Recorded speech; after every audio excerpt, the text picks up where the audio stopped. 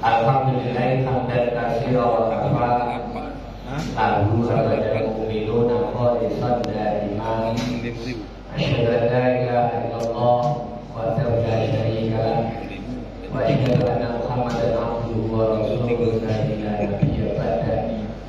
Allahumma shalli wa sallim ala nabiyyina Muhammadin wa ala alihi wa sahbihi wa man tabi'ahum bi ihsan ila yaumil qiyamah. Apa itu? 2012 terakhir loh. Takmir masjid Al-Quran 2012 ya. yang kita hormati dan seluruh jamaah sholat subuh 2025 ya. dilanjutkan dengan kuliah subuh Sabtu pagi hari ini yang dirahmati oleh Allah Subhanahu wa Ta'ala. Bersyukur kita kepada Allah Subhanahu wa Ta'ala yang hari-hari Ramadan dengan hikmah dan dapat merasakan keberkahannya, sekaligus dapat mengisi berbagai kegiatan yang insya Allah akan mampu menarik maghfirah Allah, pengampunan Allah di bulan Ramadan. Salawat dan salam dengan senantiasa berlimpahkan pada Nabi kita Muhammad Sallallahu Alaihi Wasallam. Ini satu upaya yang praktis di saat masjid-masjid yang lain ada peringatan nuzul Quran, dan semalam juga banyak yang hadir di rumah kabupaten. Saya juga ikut hadir diadakan peringatan nuzul Quran. Dalam seminggu ini juga ya mau tidak mau diikuti ya, kalau ada permintaan. Saya ke dusun itu 2 kali, terakhir ke Panggal-Panggal, dan mungkin besok-besok masih ada ya, nuzul Quran. Jadi peringatan nuzul Quran boleh berbeda hari. Nah, untuk kita di Masjid Al-Quran ini karena memang sudah terjadwal Sabtu pagi, Ahad pagi sama Rabu pagi, bertepatan dengan hari ini. Materi dari awal memang diberikan kepada saya. Pertama, kemuliaan Ramadan kita isi pada hari-hari pertama, dan Sabtu yang kemarin saya kelam. Nanti ketemu Sabtu ini lagi pas di menjelang katakanlah sebut malam-malam turunnya Al-Quran. Sebutan pertama berkaitan dengan Al-Quran ini untuk Ramadan adalah Syahrul Quran. Syahrul Quran, bulannya Al-Quran. Dan itu sangat beralasan. Salah satunya alasan karena Syahrul Ramadan alladzi unzila fihi Al-Quran. Bulan Ramadan itu di sana diturunkan Al-Quran. Kapan? Apakah sebulan penuh? Oh tidak. Kita cari tafsirnya di tempat lain, maka banyak usul. Salah satunya yang lebih tegas adalah inna anzalna fi lailatul qadar. Berarti turunnya Al-Quran itu di satu malam yang disebut dengan Lailatul Qadar. Turunnya Al-Quran itu adalah satu malam dari bulan Ramadan yang disebut dengan Lailatul Qadar. Nah, supaya di sini tidak terjadi kekamburan dalam memahami istilah, mesti kita dudukkan. Jadi pengetahuan awal seperti ini di UI, di IAIN zaman dulu ini disebut sebagai pengantar ulumul Quran. Dan ini 1 semester sendiri. Jadi kalau kita menyebut Lailatul Qadar dan itu turunnya Al-Quran, bahasa Arab turunnya Al-Quran itu ya nuzulul Quran. Itu hanya satu malam itu. Berarti turun Quran yang mana? Karena logika kita pasti berpikir turunnya Al-Quran kan butuh waktu 23 tahun. Nah, itu disebut proses turunnya Al-Quran berangsur-angsur.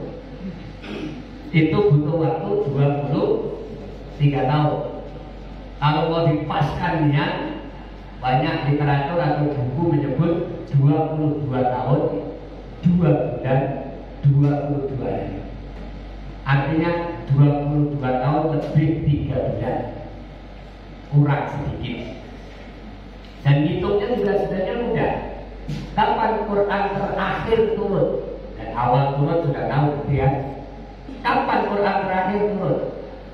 Sepakat kita mengatakan pada saat Nabi Haji Wada, beliau sedang wukuf di atas untanya berkhutbah, gitu kan, supaya didengar banyak orang. Turunlah al-yauma akmaltu lakum dinakum wa atmamtu alaikum ni'mati wa raditu lakumul Islam madinah. Surah Al-Maidah ayat 3. Itu disebut sebagai ayat terakhir turun. Tanggal berapa? 9 Dzulhijjah, hari wukuf. Terus dihitung oleh ulama sampai dengan meninggalnya Rasulullah tanggal 2 Rabiul Awal, lahirnya 12. Banyak yang sepakat bahwa meninggalnya 2 sama-sama Rabiul Awal, sama-sama hari Senin. Jadi meninggalnya Nabi pada Jumat. Kan banyak orang yang ingin meninggal hari Jumat, meninggalnya Nabi hari Senin. Ya meninggal itu kapan saja. Kalau orangnya mulia, melok mulia itulah hari meninggalnya, kan gitu. Hari Senin 12 Rabiul Awal, kenapa mulia? Yang lahir ini bakal jadi orang mulia, makanya ikut mulia gitu.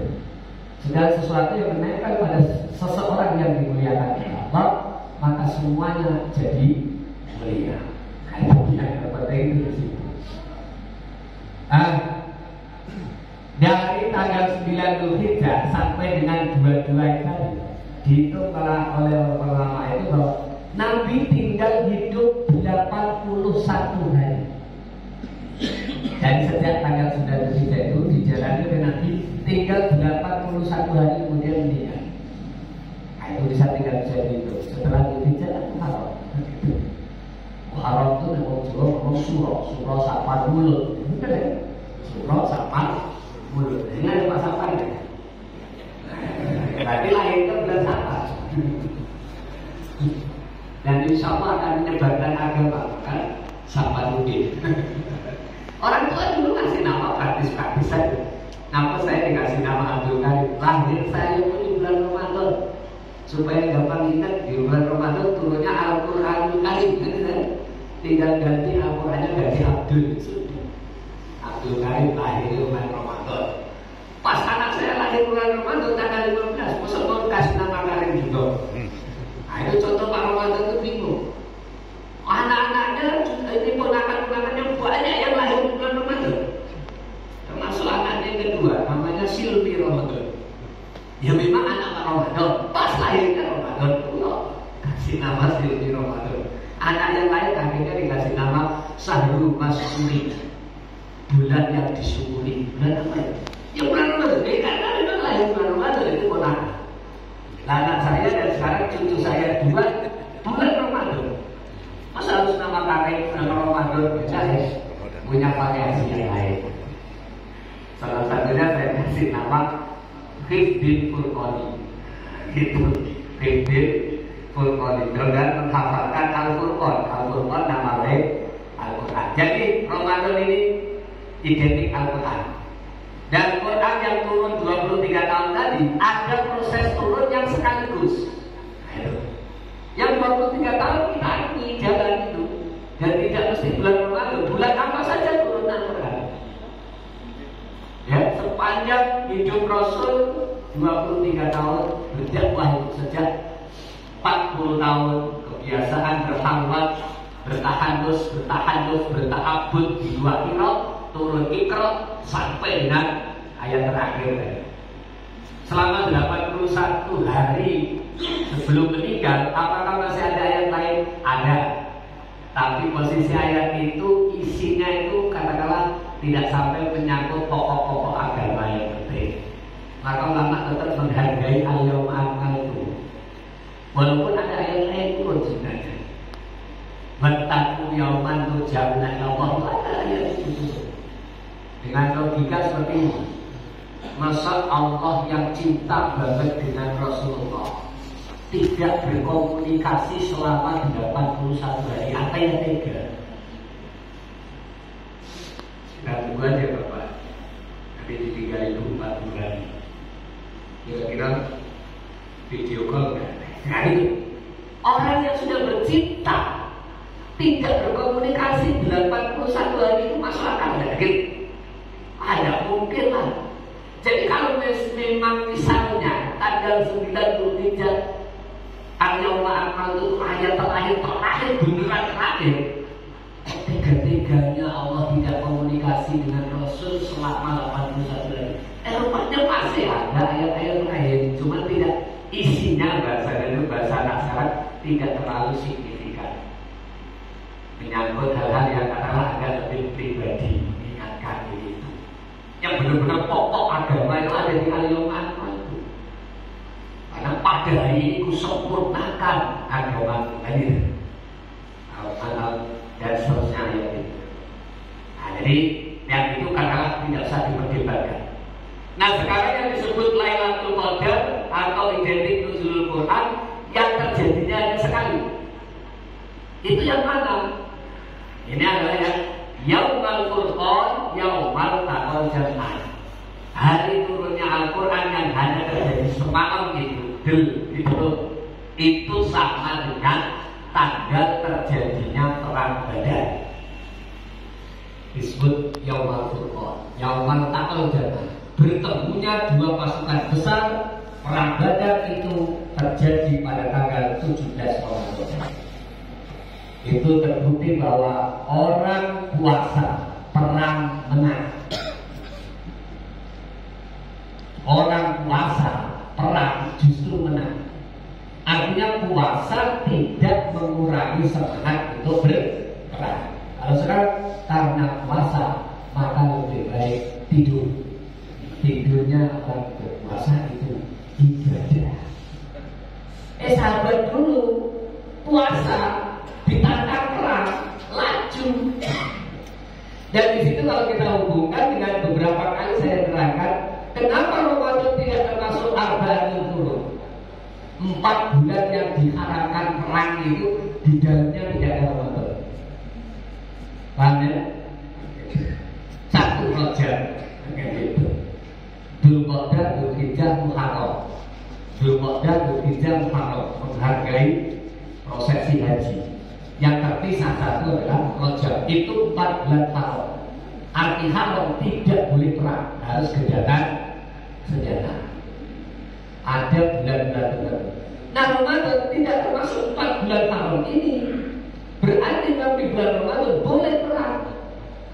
Lajulah kalau ditantang buat. Jangan yang penting Islam itu pantang dulu. Tapi kalau itu ditantang dia laju. Dan rupanya Israel tahu. Israel itu tahu. Kalau Ramadan begini ini orang Islam tidak dilarang perang. Mereka ganggu. Gitu kan? Sholat aja di kiri, dilempar ini, selalu ada. Ya Allah. Apa Israel tidak bisa? Ya supaya kamu ini masih punya semangat juang. Kalau musuh Allah yang satu ini selesai pula dunia. Gitu bahasanya. Oke.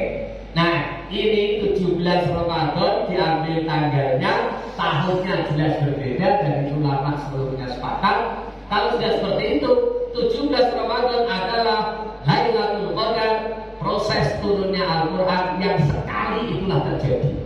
Dari Lauhul Mahfuz, Sidratul Muntaha, Quran yang sudah ada sejak zaman azali, tidak ada bentuk fisiknya, firman Allah. Paham ya? Bukan ada bentuk fisiknya Quran mushaf gitu. Terus kamu akan nanya ukuran berapa kali berapa? Nggak begitu. Sampulnya warna apa? Tidak bisa. Itu Quran yang ada sejak zaman azali diciptakan Allah dan bakal diberikan mengiring dengan kerasulan Muhammad itu sudah ada. Nah yang untuk jumlatan wahidatan turun sekaligus dari Sidratul Muntaha, Lauhul Mahfuz sana blek gitu. Ya, biasa orang itu mengungkapkan dalam ibadah turun sekaligus blek. Kalau semalam itu Ustaz Teguh bilang tuklek blek gitu ya. Bleknya enggak. Orang Jawa itu punya istilah-istilah tertentu untuk menegaskan bahasa. Turun sekaligus blek. Kemana itu? Ke langit dunia. Berhenti di langit dunia, tidak langsung ke bumi. Berhenti di langit dunia. Ada kampung namanya Baitul Izzah. Walaupun diulang-ulang tiap tahun ini mesti diapalin dan tidak usah merasa bosan dengan cerita ini. Ada satu kesakralan tersendiri. Baitul Izzah itu nama kampungnya, nama masjidnya Baitul Makmur. Dicirikan masjid itu dihuni oleh para malaikat sehari semalam 1000 kali sujud. Dan saya tidak ngarang. Karena itu ditulis banyak ulama. Salah satunya yang saya baca adalah dalam kitab At-Tibyan fi Ulumil Quran karangan Muhammad Ali As-Sobuni yang menjadi standar ulumul Quran di beberapa perguruan tinggi. Saya ajarkan juga di Ma'had Ali yang ada di Lukman Hadid yang sekarang nyambung langsung dengan style belajar. Kuliah di situ sama dengan kuliah di Belajar. Kita bersinergi disebut kampus C. Nah itu ada di situ kita bisa baca detik. Nah sejak berada di langit dunia inilah kemudian Jibril diberikan perintah untuk menawar diwasitatil amin Jibril alaihissalam untuk menyampaikan kepada Rasul. Ada kalanya diajarkan langsung, ada kalanya langsung masuk ke dalam hati. Tiba-tiba saja Rasulullah bisa mengucapkan ayat ini. Macam-macam cara bentuknya. Ada saat Nabi sedang duduk, ada saat Nabi berada di atas unta, ada yang diawali dengan suara gede, banyak teori. Turunnya Al-Quran sedikit demi sedikit, terpisah-pisah, makan waktu 23 tahun. Tapi kalau yang turun sekaligus tadi hanya sekali. Itulah Lailatul Qadar turun Quran. Yang proses turun panjang berangsur-angsur istilah dalam kitab Ulumul Quran itu disebut tanzil. Maka di Quran ada tanzilu mir rabbil alamin. Tanzil itu artinya proses turun pelan-pelan. Kalau nuzul turun sekaligus. Yang kita peringati yang mana? Bukan yang tanzil, yang nuzul saja. Sampai di sini kita kunci. Lailatul Qadar adalah nuzulul Quran. Terjadi sekali itulah. Gak mungkin berulang-ulang. Peringatannya yang berulang tiap tahun. Nah sekarang Lailatul Qadar yang menjadi hadiah orang puasa. Kita nyari dalilnya di mana? Tidak ketemu di Al-Quran. Tidak ketemu di Al-Quran. Bahwa ada satu malam hadiah untuk orang yang berpuasa. Dan berarti kalau kita sepakati Lailatul Qadar hadiah orang berpuasa, tiap tahun terjadi loh. Iya. Itu nemukannya di mana? Cari dalil di hadis-hadis Rasul. Salah satunya yang saya bacakan 2 minggu yang lalu. Darul Qutni ada, Imam Ahmad ada, dan itu disahihkan oleh bahwa di dalam Ramadan ini ada Lailatul Khairum min alfi sahrin, cirinya sama. Dan itu akan mengulang menjadi hadiah bonus pancingan supaya orang bersemangat mengisi Ramadan ini dan menghidupkan malam-malamnya. Sehingga Aisyah menyebut tahari Lailatul Qadri. Intiplah Lailatul Qadar itu, hadaplah Lailatul Qadar itu, incarlah Lailatul Qadar itu. Bahasa Arab kecil. Tapi cara mencinya itu salah kadang-kadang. Gak ibadah atau nanti malam Lailatul Qadar. Sekarang baru semangat saya, salah. Yang bakal dapat Lailatul Qadar itu bukan itu. Yang sepanjangan dari malam pertama sampai dengan menjelang turunnya Lailatul Qadar itu, ya terus dijaga stabil ibadahnya, bukan santai baik belum Lailatul Qadar, baik malam 21, 23, 25. Nah, orang malam 24 kan masjid. Bukan malam 24. Nah, ini tambah ilmu, bukan tambah baik, tambah sesat namanya. Pengetahuan itu untuk memberi semangat. Karena memang Aisyah bilang begitu. Tahari Lailatul Qadri fil asril awakhir min Ramadan minal witri. Cobalah kamu mimpi, kamu hadap datangnya Lailatul Qadar itu di 10 hari terakhir pada tanggal-tanggal ganjil. Cuma pasnya kapan nggak tahu karena masih misterius. Nah, misterius problem ini supaya orang penasaran. Nah, makna taharinya bagaimana? Ini juga sering saya katakan. Yang namanya orang tahari Lailatul Qadar itu Pak, seperti gadis yang sudah dilamar, kemudian orang tuanya lagi kapan lanang ini datang kembali untuk akad nikah. Bukan lagi peminat, bukan lagi seselahan, tidak. Sudah akan akad nikah. Kira-kira perasaan gadis itu makna menunggu sang Arjuna, siapa kira-kira perasaan gadis itu? Benar, tafsirannya seperti itu.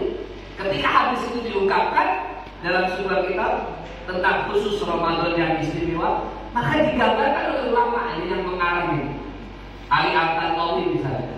Itu kalau kamu ingin menghadap Lailatul Qadar, perasaan kamu harus seperti gadis menantikan laki-laki yang sudah melamarnya akan datang hari apa.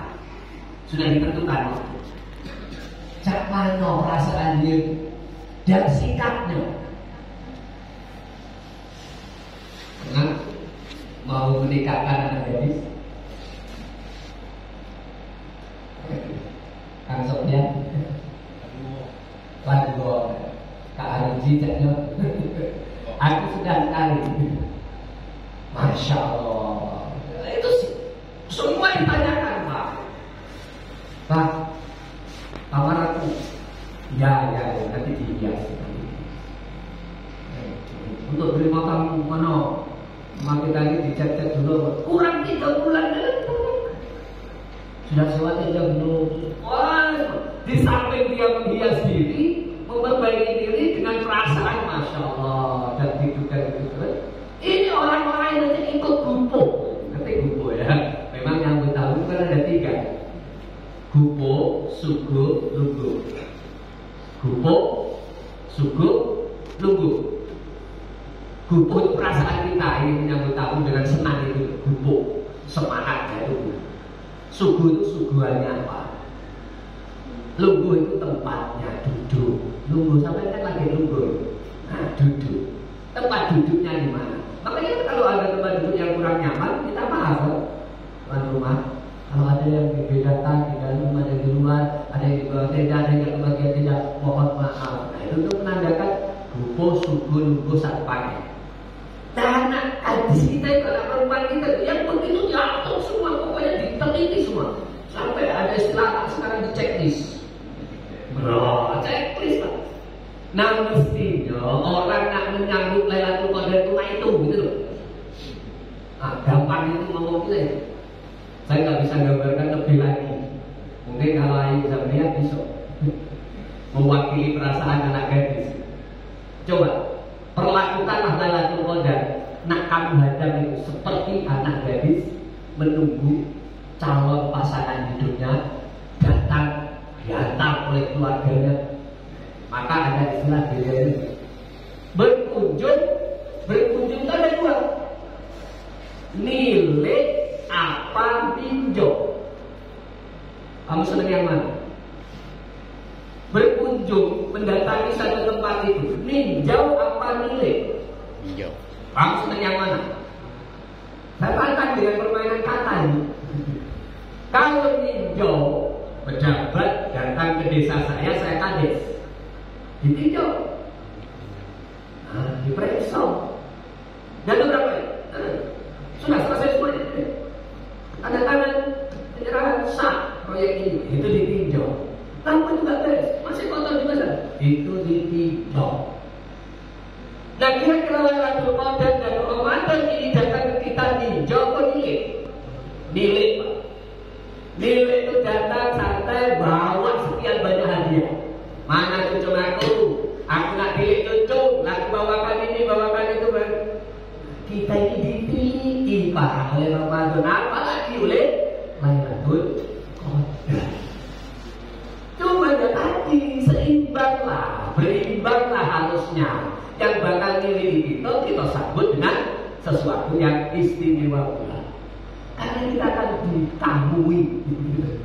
Kewajiban kita menyambut tamu dengan sebaik-baiknya.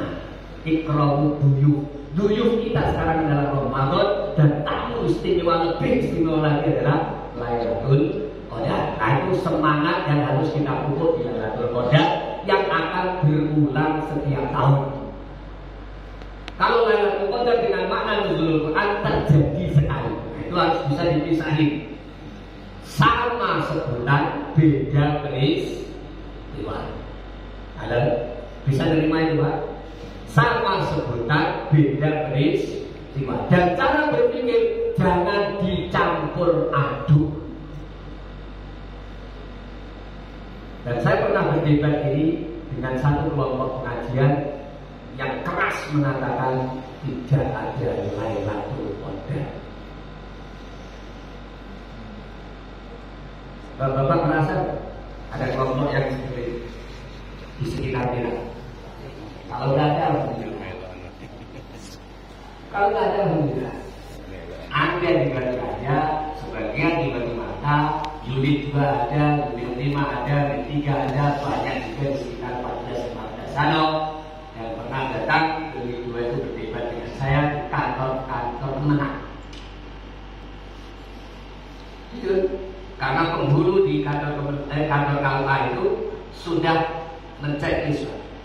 Kalau kita katakan kelompok ini sesat karena ini, salah satunya tidak mengakui adanya Lailatul Qadar.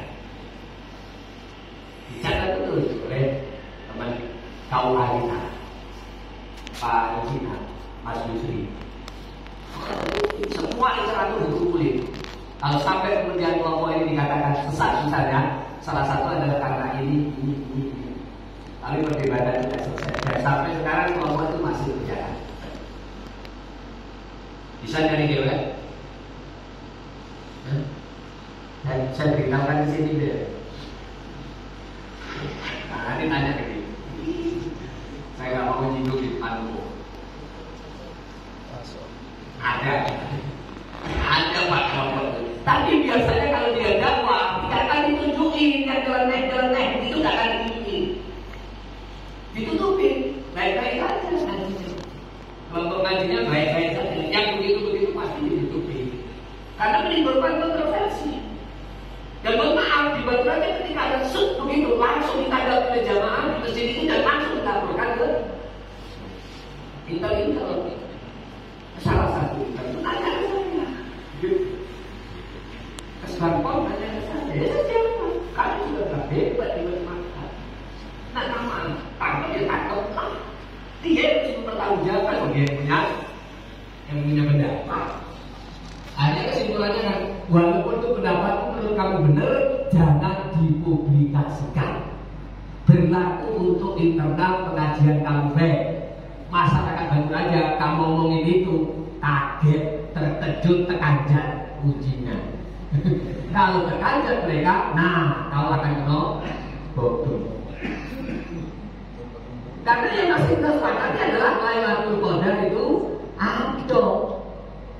Ya, oke.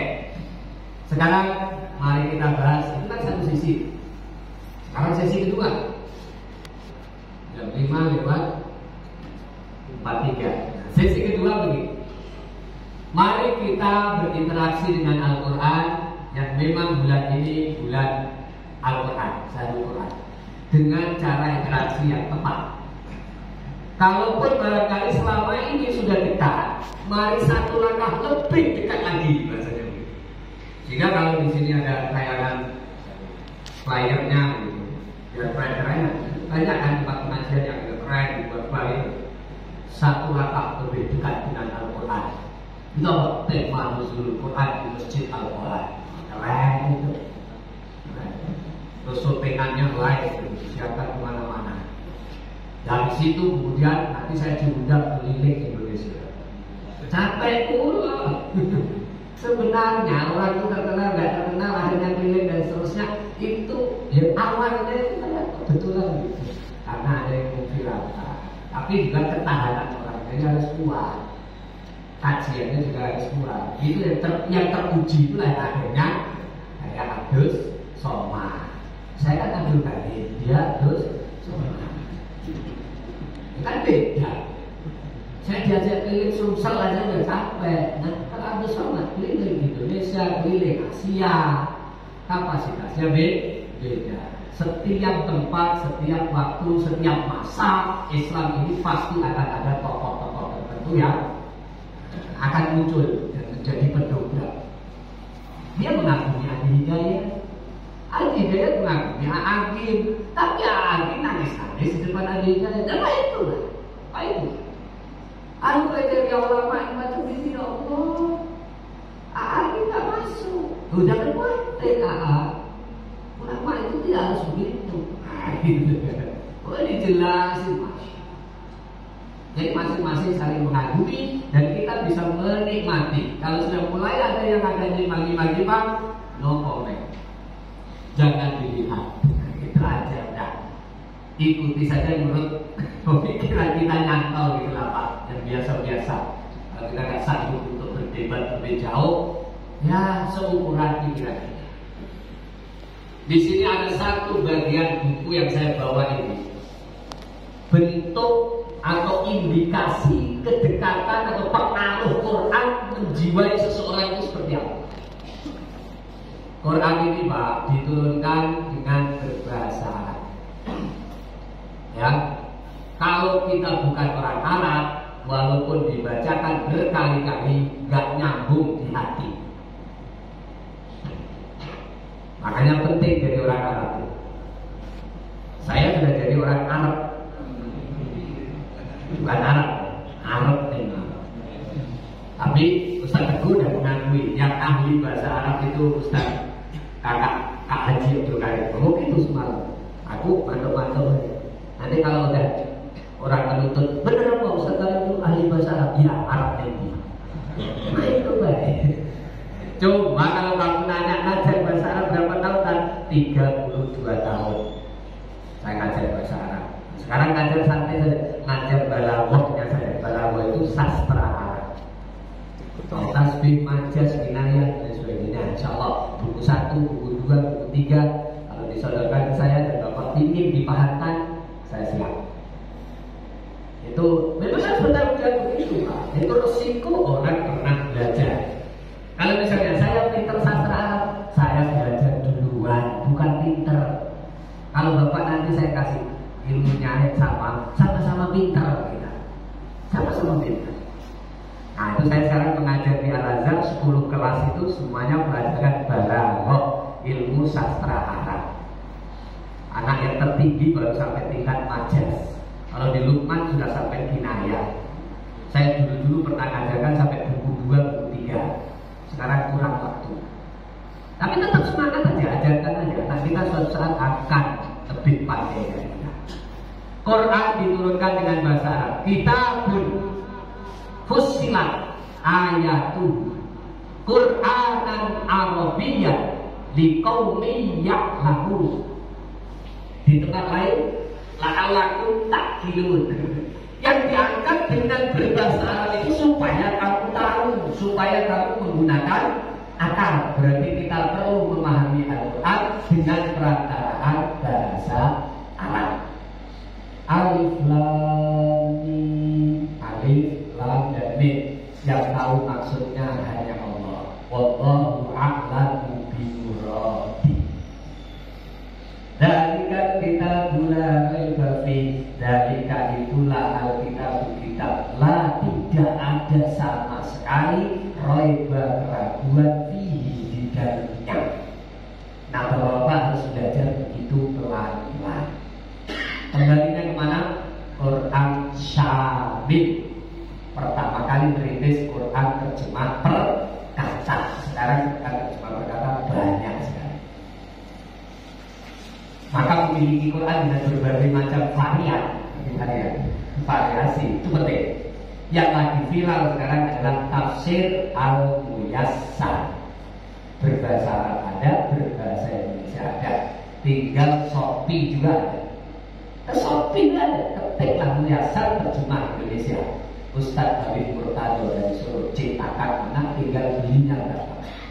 Saya pernah ngedarkan itu beratus-ratus Quran gitu ya, karena banyak peminatnya dan harganya waktu itu cuma 80, nggak tahu sekarang.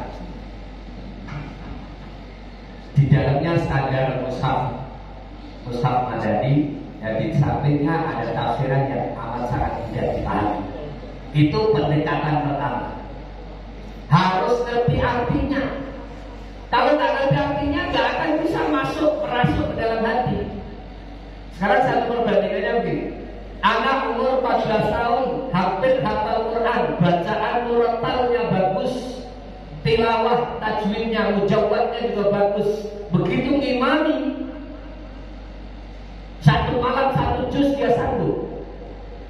Nah gitu kan, satu malam satu juz dia sanggup. Bahkan ada satu rakaat satu juz itu, atau satu kali terawih 2 rakaat itu satu juz ada. Di mana? Di Magetan, ya. Teman-teman jauh lah. Menikmati betul dengan bacaan.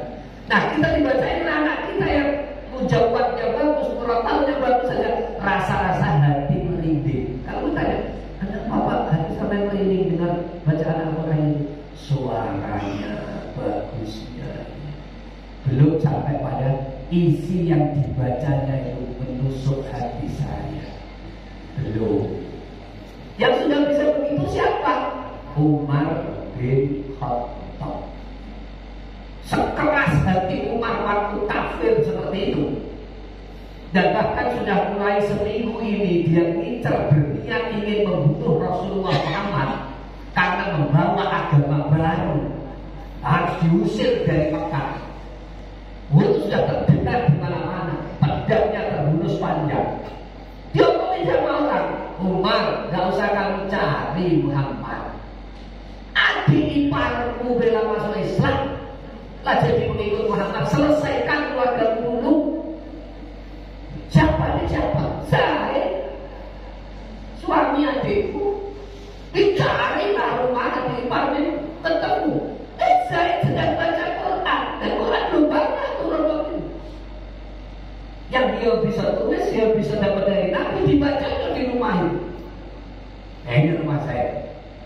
Mendekati rumah, tidak langsung ketuk pintu, terdengar suara bacaan Quran.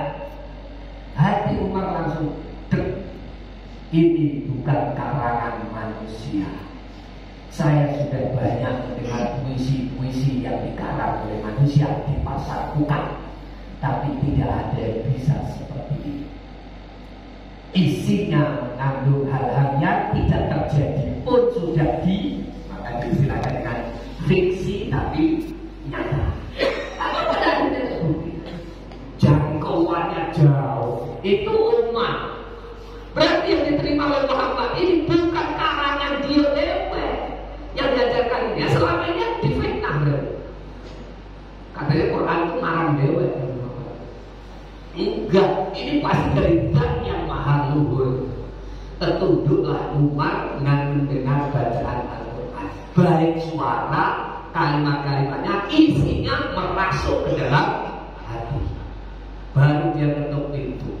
Kebenaran saya ini.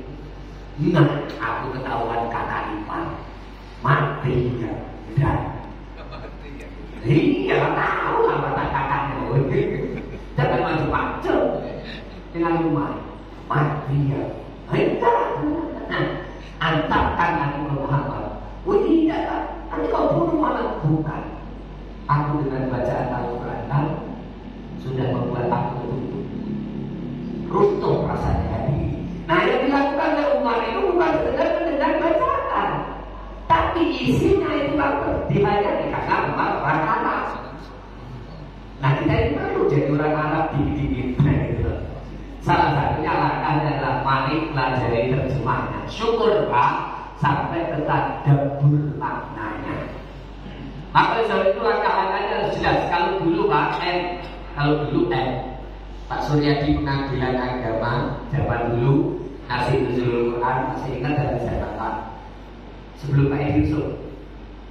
Nah ini saya kesalahan Allah atau masih zaman listrik kesalahan Pak Suryadi SA.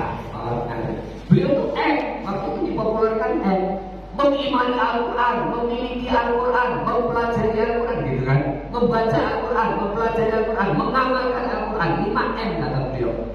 Dan sekarang ini M ini kan sudah tidak berlaku lagi M ini. Sekarang mainannya T. Hah? Triliun kamu. Kalau dulu M miliaran, sekarang mainannya sudah T. Nah, maka kita ganti T. Setelah kita iman pada Al-Quran, tilawah Quran, tartil Quran, tadarus Al-Quran, tarjamah Al-Quran, tahfiz Al-Quran, Pak. Satu langkah lagi, tadabbur Al-Quran. Kalau kita nggak mau tadabbur Al-Quran, dipertanyakan oleh Quran, afala yatadabbaruna Al-Quran am ala qulubin aqfaluha. Kenapa mereka tidak mau tadabbur Al-Quran? Apakah di hati itu sudah ada tutupnya? Susah jawabnya. Susah. Ini namanya pertanyaan retorika. Susah dijawabnya. Bahasa Arabnya disebut istifham ingkari. Atau lebih tegas lagi ada istifham takdiri. Bertanya hanya untuk menegaskan. Kenapa mereka tidak mau tadabbur Quran? Apa di hati itu sudah ada tutupnya? Kalau memang hati ini belum ada tutupnya, yuk terbuka, pelajari Al-Quran baik-baik. Istilahnya tadabbur. Quran itu ma'dabatullah, sajian yang diberikan oleh Allah, yang harus kita ambil sajian ini. Disuguhi gak dicicip, ya lucu. Ini suguhan Allah untuk siapa? Untuk orang mukmin. Orang mukmin tamunya Allah disuguhi dengan Quran, gak dicicipi sama sekali. Kira-kira tuan rumah tersinggung deh. Cuma itulah kira-kira begini. Maka ini bentuknya pertanyaan. Afala yatadabbaruna Al-Quran am ala qulubin aqfaluha. Kita harus berani jawab. Hatiku belum tertutup, gak ada tutupnya. Insya Allah sekuat-kuat setelah bisa membaca, bisa murotal, bisa tahfiz dikit-dikit, bisa ngerti terjemahnya, kita akan pelajari isinya, tadabbur sampai mendalam supaya memudahkan kita untuk tatbik. Nah, yang terakhir, tatbik, menerapkan isi kandungannya. Inilah langkah-langkah lebih mendekat kepada Al-Quran. Saya bacakan sekarang Az-Zumar ayat 23 karena sudah jam 6. Saya nanti kena protes kalau terlalu siap. Paling-paling dengan membacakan Az-Zumar ayat 23 adalah menjadi bagian akhir dari kajian kita pagi hari ini. Bismillahirrahmanirrahim. Allahu nazzala ahsanal hadis kitaban mutasabihan musaniyah taksyairu minhu juludul ladina yakhshawna rabbahum summa talinu juluduhum wa qulubuhum ila dzikrillah. Az-Zumar ayat 23. Nanti yang di rumah ada Quran dan terjemah buka. Saya tinggal. Allah telah menurunkan ahsanal hadis, sebaik-baik tutur kata, sebaik-baik pembicaraan. Kitaban, tertulis rapi kata demi kata. Mutasyabihan, agak mirip-mirip. Betul ya? Agak mirip-mirip. Illal ladzina amanu wa amilus, ada kan? Solihati falahu, apa solihati wa tawassaw bil haq. Agak mirip-mirip, gak pernah tertukar. Yang apa tetap apa. Yang biasanya bulat cuma kuliah ayuhan kafirun, gak bisa berhenti. Betul? Itu namanya kurang mungkin. Kalau anak kita sudah mungkin, tidak akan tertukar. Kita bermutasyabihat, kata-katanya tertulis rapi, agak mirip-mirip, masanya terulang-ulang, tidak membosankan.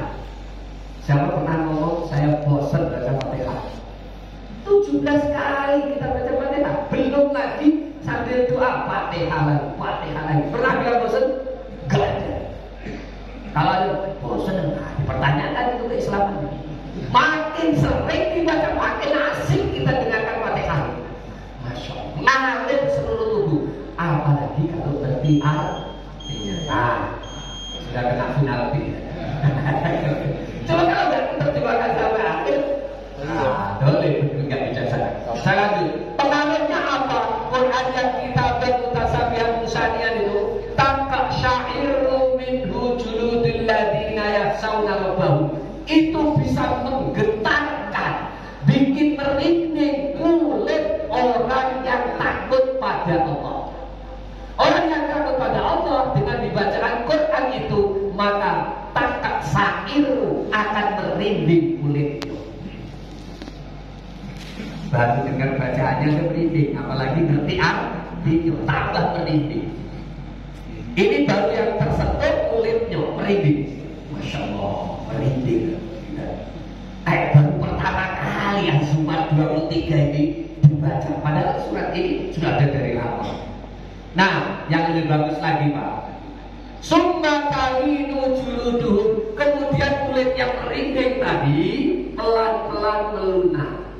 Seiring melunaknya kulit itu, wa qulubuhum, hatinya juga ikut melunak. Coba dihayati betul makna ayat ini. Jadi jangan kulitnya saja merinding Pak, ada rasa menembus sampai ke hati, hati ikut melunak. Ila dzikrillah, membawa hamba itu tadi zikir kepada Allah. Nah, beginilah datangnya hidayah itu model itu.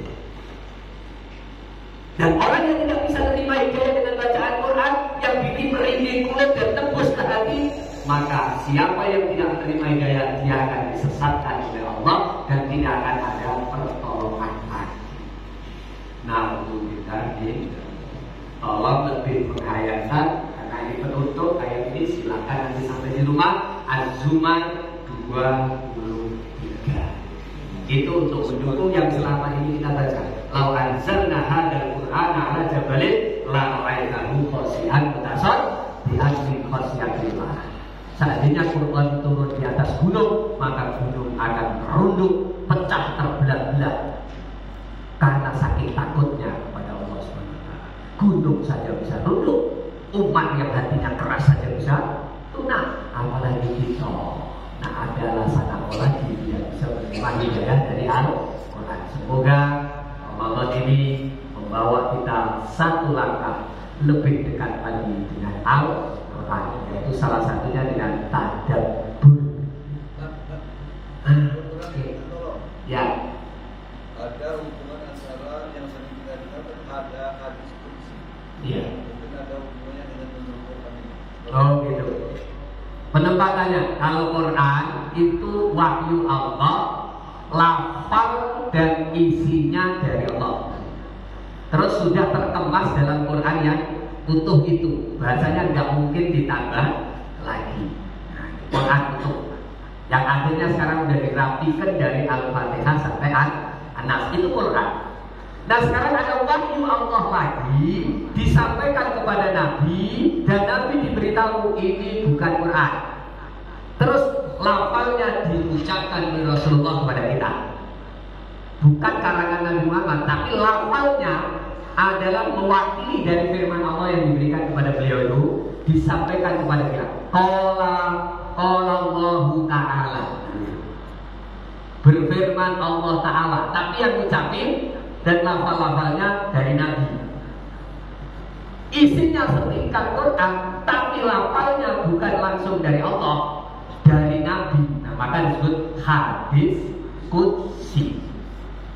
Kalau hadis saja, qaulan, fi'lan, takriron, ucapan, perbuatan, persetujuan Nabi, lafalnya dari Nabi. Kadang-kadang sahabat menceritakan, nah ini hadis. Jadi ada 3 dari Quran, kesakralannya lebih, kemudian hadis kursi ada di tengah-tengah, mirip Quran tapi lafal dari Nabi, yang disebutkan oleh Nabi secara langsung, bukan aku yang berkata, tapi ini firman Allah, maka dimasukin dalam kelompok hadis qudsi. Nah, yang selain dari hadis qudsi ini namanya sunnah Rasul, hadis Rasul, isinya ucapan Nabi, perbuatan Nabi diceritakan oleh sahabat, atau persetujuan Nabi juga dipisahkan oleh sahabat. Bahkan qaul sahabat yang disetujui oleh Nabi bisa dinaikkan, dimasukkan menjadi hadis pula, sampai pada tingkat tabi'in yang bisa kita terima. Tapi yang ada kira-kira tidak berlawanan dengan itu posisinya ya, Quran, hadis kursi, hadis. Setelah itu qaul sahabat, pendapat dan sebagainya. Semuanya balik standarnya, kembali kepada Al-Quran. Apa fa'in tanazatum fi farudullah wa rasuli. Kalau kamu bersih tegar, kamu berbeda pendapat, maka kembalikanlah kepada Allah dan Rasulnya. Maksudnya adalah kembali pada Quran, hadis kursi dan hadis Rasul. Mudah-mudahan pertanyaan kakak kita ini lebih mempertajam pengetahuan kita pada hari ini. Mari kita tutup dengan tasbih farah subhanallahumma wa bihamdika asyhadu an la ilaha illa anta astaghfiruka wa atubu ilaik. Wassalamualaikum warahmatullahi wabarakatuh.